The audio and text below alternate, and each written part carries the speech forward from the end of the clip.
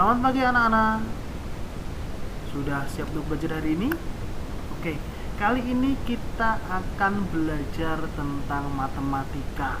Kita melanjutkan materi kemarin. Saat ini kita akan mempelajari tentang apa ya? Mengukur sudut, atau sering kita sebut juga dengan pengukuran sudut. Oke anak-anak, masih ingatkah kalian? Ada berapa ya macam-macam sudut itu? Iya, tepat sekali, macam-macam sudut ada 3. Apa saja? Yang pertama, sudut lancip. Yang kedua, sudut siku-siku. Yang ketiga, sudut tumpul. Apa ya sudut lancip itu? Iya, sudut yang mempunyai besar sudut kurang dari 90 derajat. Sedangkan sudut siku-siku adalah sudut yang besar sudutnya sama dengan 90 derajat. Kemudian sudut tumpul itu apa? Sudut yang besarnya lebih dari 90 derajat. Itulah macam-macam sudut. Nah, hari ini kita akan mempelajari tentang bagaimana cara mengukur sudut. Bagaimana ya cara mengukur sudut itu? Ada berapa macam cara pengukuran sudut? Oke, langsung kita lanjutkan. Cara mengukur sudut ada 2. Yang pertama, cara mengukur sudut secara baku. Yang kedua, cara mengukur sudut secara tidak baku.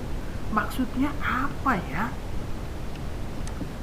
Oke anak-anak, mengukur sudut secara baku.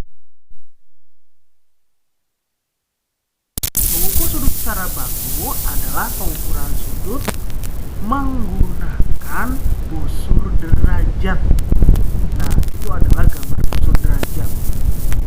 Kemudian, apa itu mengukur sudut secara tidak baku? Ini dia. Mengukur sudut secara tidak baku.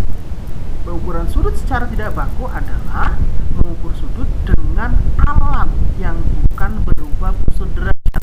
Contoh, kertas yang membentuk sudut siku-siku. Itu nanti dalam pengukurannya kita bisa mengetahui termasuk sudut apa, apakah sudut lancip, sudut siku-siku, ataukah sudut tumpul. Tetapi dalam pengukuran sudut secara tidak baku ini kita tidak dapat mengetahui sudut itu secara tepat. Artinya besar sudut secara tepatnya itu berapa derajat kita tidak bisa mengetahui secara tepat. Nah, oke. Sekarang kita akan mempelajari tentang bagaimana mengukur sudut secara baku, yaitu menggunakan busur derajat. Sudah pernah menggunakan? Oke, bagaimana caranya ya? Cara menggunakan busur derajat itu bagaimana? Yang pertama adalah letakkan titik pusat busur pada titik sudut yang akan diukur.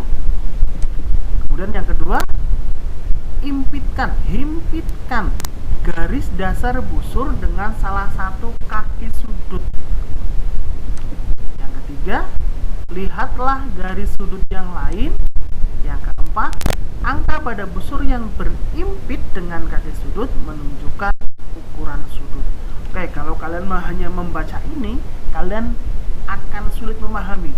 Tapi sekarang kita akan mencoba bagaimana sih pengukuran sudut itu menggunakan busur derajat itu bagaimana. Oke, perhatikan yang Pak Guru tampilkan. Oke, contohnya. Nah, ada sudut yang berupa garis merah. Bagaimana caranya ya? Oke, kita tempelkan busur derajat di salah satu kakinya. Perhatikan. Nah, himpitkan salah satu kaki atau dasarnya, dasar dari sudut tersebut dengan garis 0 pada busur derajat. Perhatikan, sehingga akan membentuk sudut ini. Nah, itu adalah sudut yang terbentuk. Terus bagaimana? Perhatikan, karena kaki sudut yang berhimpitan dengan 0 derajat mengarah ke kanan, kita menghitung besar sudutnya pun dari 0 yang berada di kanan busur derajat. Hati-hati ya. Oke, sekarang kita hitung ada berapa besar sudut ini. Perhatikan. 10, 20, 30, 40, 50, 60, 70, 80, 90, 100, 110. Jadi, besar sudut tersebut adalah 110 derajat. Bagaimana? Bisa dipahami? Oke, Pak Guru kasih contoh satu lagi. Perhatikan gambar yang ada di layar. Oke, perhatikan sudut yang terbentuk. Oke, karena kaki sudut yang berhimpitan dengan 0 derajat mengarah ke kiri, kita menghitung besar sudutnya pun dari kiri. Ada berapa ya? 1, 2, 3, 4. Ada 4, sehingga besar sudut itu adalah 40 derajat. Oke, ini adalah bagaimana mengukur sudut menggunakan busur derajat. Oke, anak-anak, pernahkah kalian mengamati jam dinding di rumah? Ayo, jamnya keluar. Yes, itu jam waker. Oke, perhatikan bagaimana sih penataan angka-angka pada jam. Pengaturan angka pada jam untuk menggunakan alat.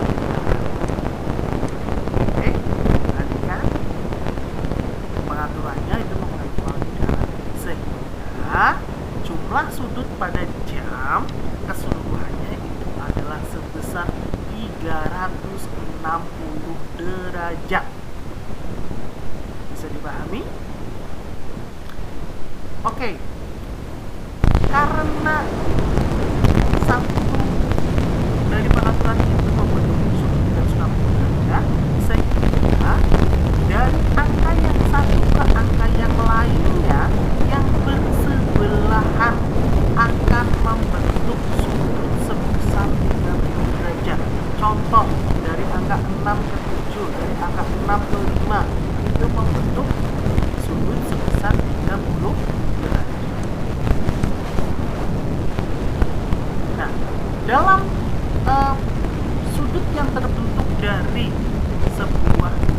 dua buah jarum pada jarum genggam itu akan membentuk dua buah sudut. Yang pertama sudut terkecil, ada sudut terbesar.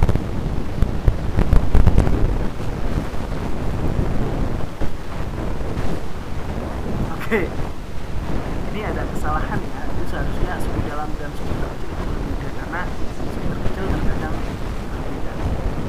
Pada jam yang menunjukkan pukul 7, jarum pendek berada pada angka 7 dan jarum panjang pada angka 12.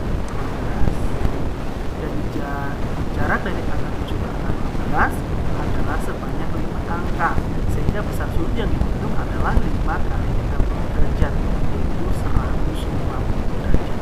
Itu adalah untuk sudut dalamnya. Sudut luarnya bisa dihitung 360 derajat dikurangi 150 derajat, hasilnya adalah 210 derajat. Nah, oke, itulah pembahasan materi pada kali ini. Untuk agar kalian semakin paham, kalian memberikan latihan soal ada di bawah ini nanti. Yang harus kalian lakukan adalah menghitung berapakah sudut yang terbentuk dari gambar-gambar yang perlu disediakan. Itu adalah soal-soalnya. Jangan lupa kalian catat sekalian. Oke? Terima kasih. Sekian pembelajaran kita hari ini. Wassalamualaikum warahmatullahi wabarakatuh.